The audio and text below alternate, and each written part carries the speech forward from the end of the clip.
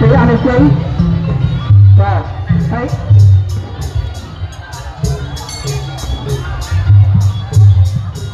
rồi cho nên mình đi chia ra rồi cái đấy rồi đầm bay đặt tay vô cái nào nói đầm bay ở dưới chia khang rồi đầm bay về một cái sau đầm nào rồi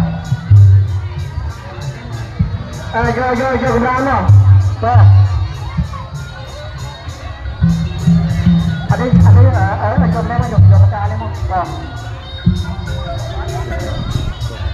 Mana bom, kami punya kami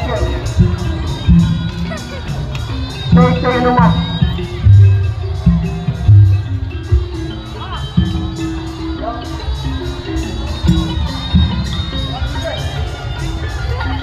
Halo. Mana